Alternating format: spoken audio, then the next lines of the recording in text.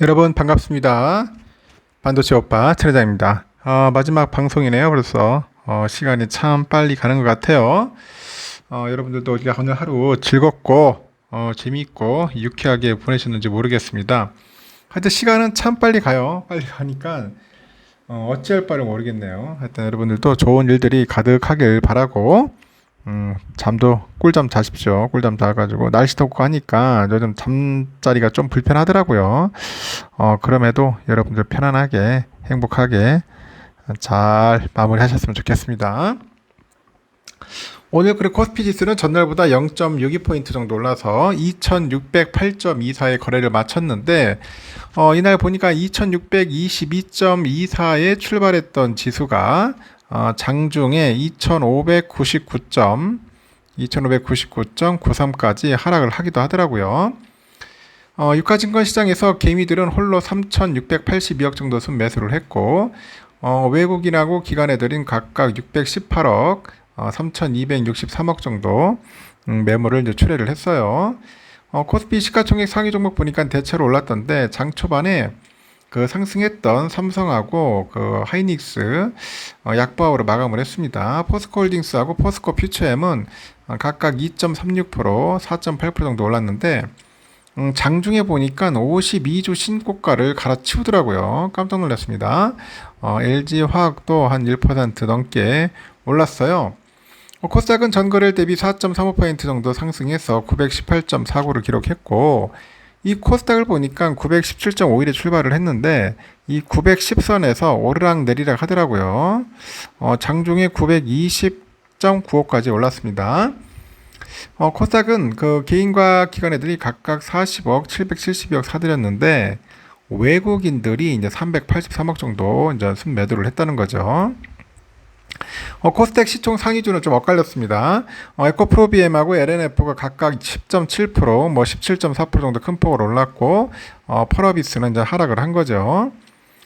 코스피 지수는 특별한 상승 모멘텀이 부재한 상황에서 차익 실현 매물이 나와가지고 보합권에서 마감을 했고요. 반면에 에코프로비엠 급등세, 뭐 바이오즈 강세, 그 나스닥 지수는 상대적으로 강세를 보였다. 그렇게 이제 분석들을 하고 있는 것 같습니다. 간밤에 보니까 뉴욕 증시에서 주요 3대 주가 지수가 일제히 오르면서 15개월 만에 최고치를 기록을 했네요. 2분기 어닝 시즌이 개막했는데 기업들의 실적이 양호하게 나타나니까 투자 수요가 몰렸습니다. 뉴욕 증권거래소 다우지수 보니까 전장보다 1.06% 올라서 34,951.93에 거래 마쳤고 이날까지 7일 연속 상승한 다우지수 다우지수도 지난 2021년 3월 이후 최장기간 상승을 했습니다. S&P도 0.7% 올라서 4,554.98, 기술주 중심의 나스닥도 0.76% 상승해서 14,353.64에 장을 마쳤고요. 이날 종가 기준으로 3대 주가지수는 지난해 4월 이후 가장 높은 이제 수준을 이제 보인 거죠.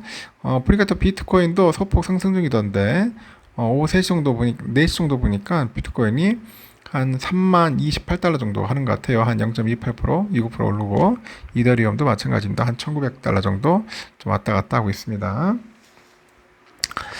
이렇게 해가지고 끝났다. 끝났습니다. 좀 아쉬운 부분은 좀 있어요. 오늘 코스피가 좀 시원하게 좀 올랐으면 좋았는데 그렇지 못해가지고 좀 그런 것 같습니다. 요즘 보니까 뭐 골디락스 온다고 지금 난린 것 같아요. 지금 보니까 또 그리고 LNF 관련된 이야기들도 있고, 테슬라가 또 운명의 날을 또 맞이하는 것 같아요. 테슬라. 지금 보니까 테슬라가 19일이죠. 장 마감 후에 올 2분기 실적을 이제 발표를 합니다. 한국 시간으로 20일 새벽인 것 같아요. 실적이 투자들의 눈높이를 맞출 것인가도 물론 중요한데, 사실 테슬라의 그 최근 주가 상승에는 실적에 대한 개선 기대감이 충분히 반영되고도 남았죠. 이미 많이 오른 테슬라 주가가 랠리를 이어가려면은 시장이 기대하는 것 그런 이상으로 실적을 끌어올릴 수 있는 구체적인 계획과 일정이 중요하다. 이와 관련해서 투자 전문 매체인데 배런스가 19일 오후 5시 30분 부터 해가지고 그 테슬라의 컨퍼런스 콜에서 5가지를 주목하라고 조언을 했네요. 첫째가 뭐냐면은 그 생산 능력 확대네요. 테슬라가 지금 미국 캘리포니아와 텍사스, 중국 상하이, 독일 베를린 인근에 위치한 그 4개의 조립 공장에서 연간 약 200에서 250만 대의 전기차를 생산할 수 있는 능력을 갖추고 있다고 합니다. 투자자들은 테슬라가 전기차 수요 증가에 맞춰서 생산 시설을 확대할 것으로 보고 있는데, 테슬라는 이미 멕시코에 공장을 설립한다는 계획을 발표했고, 일론 머스크 CEO도 최근에 인도에 공장 설립 의사를 암시하기도 했어요. 또 월스트리트 저널은 최근 테슬라가 독일 공장의 규모를 2배로 늘 계획이라고 하는데, 테슬라는 이 보도에 대해서 아직 어떤 입장도 밝히지 않고, 이 공장의 증설 계획은 테슬라가 향후 전기차 시장에서 주도권을 어느 정도까지 확고히 유지할 수 있는지를 가늠하게 해줍니다. 따라서 컨퍼런스 콜에서 테슬라가 생산 시설을 얼마나 빨리 확대할 것인지, 그리고 여기 어느 정도의 자금이 소요될 것인지 중요한 그 주제가 될 것 같습니다. 두 번째는 그 모델 3보다 더 작고 저렴한 보급형 전기차에 대한 출시 계획이라고 하네요.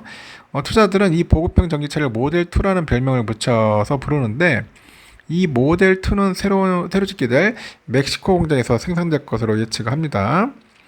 테슬라는 판매 가능한 시장을 확대하기 위해서 새로운 보급형 모델이 필요할 상황이고, 모델 Y는 테슬라의 모든 차종 중 가장 인기 있는 모델로 판매량이 늘고 있는데, 모델 3의 판매량은 사실상 정체되어 있습니다. 그러다 보니까 그 테슬라는 올 2분기에 미국에서 한 10만 5,158대의 모델을 Y를 판매했어요. 이는 전년 동기 대비 76% 증가했는데, 반면 같은 기간에 모델 3는 5만 7,800대 정도 팔려서 전년 대비 증가율이 6%밖에 그쳤다. 셋째, 테슬라가 그 지난 주말 텍사스 오스틴 공장에서 처음으로 사이버 트럭을 생산한 가운데 올해 얼마나 많은 사이버 트럭이 출시될지 주목되네요. 월가에서도 올해 약 1만 대의 사이버 트럭이 생산될 것으로 예상하는데, 이보다 더 많이 생산된다면은 순이익 전망치가 상향 조정될 것으로 보이고, 이 사이버 트럭의 정확한 가격도 투자들의 궁금증 가운데 하나죠.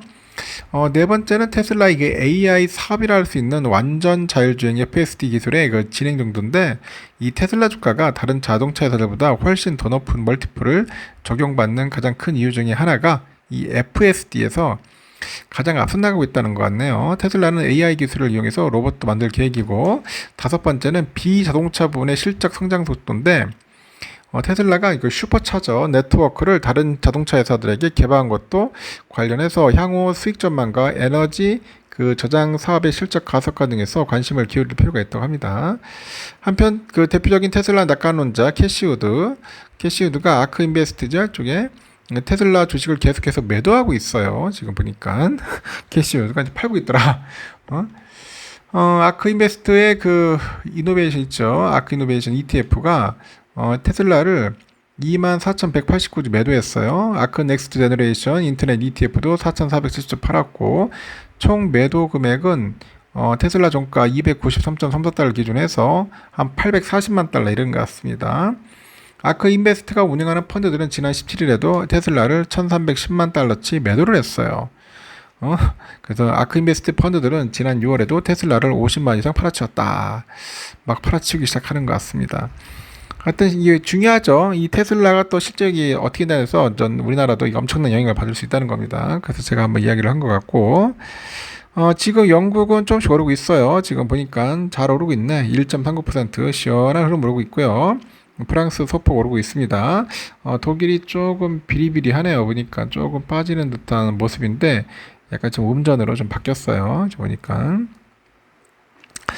필반은 여러분들 아시다시피 0.13% 찔끔 올랐습니다. 그래도 잘 버텼어요. 지금 완만한 좀 상승세로 지금 가고 있습니다. 보니까 3,842.35인데 문제는 내일 오늘 새벽에 좀 올라야 할 텐데 조금 오르지 않겠나 전 개인적으로 한번 생각을 해봅니다. 좀 올라가지고 좋은 모습을 보이지 않겠나 한번 봅니다. 지금 환율은 1266원 2원 정도 좀 올랐고, 달러 1분에 138.62원 소폭 하락, 유가는 75.66달러 상승했네요. 일본연합 904.87원, 유로환 1420.07원, 중국연합 175.28원 하락을 했고요. 휘발유 1585.68원, 국제금가 1980.8달러, 국내는 8354.73원 소폭 상승을 했습니다. 미국 국채 10년물 우리가 3.7620이네요. 3.7620 왔다 갔다 하면서 지금 3.7대까지 떨어졌다는 거 참고하시면 될 것 같습니다. 선물은 현재 보니까 다우는 0.02% 정도 조금 오르다가 지금 다시 또 오르고 있어요. S&P도 한 0.04% 다시 마이너스 플러스 변동했고 나스닥은 한 0.2% 정도 오르고 있습니다. 러셀은 0.3% 정도 빠지고 있고요. 지금 현재 그렇게 보고 있습니다. 이제 결국은 나스닥이 좀 오르고 있어요. 나스닥, S&P 다시 또 플러스 가고 있다. 우리 삼성전자 71,700까지 갔습니다. 한번 조정 받았죠. 다시 또 내일 슈팅 할 겁니다, 여러분. 슈팅 할 거니까 기다려주십시오. 내일 한 72,000원에서 73,000원 사이 이 밴드에서 놀 거예요. 많이 오르면 1,300원, 1,500원 정도 오르고 그래도 한 1% 이상은 오를 것 같다. 저는 그렇게 봅니다.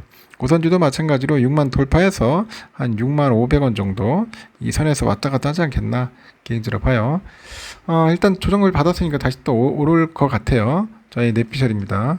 그러니까 너무 걱정하지 마시고 그냥 수량 모으는데 최선을 다하시길 바라겠습니다. 최선. 여기까지 하겠습니다. 여러분 수고하셨고 또 다음 시간에 또 뵙도록 할게요. 여러분 감사합니다. 굿나잇.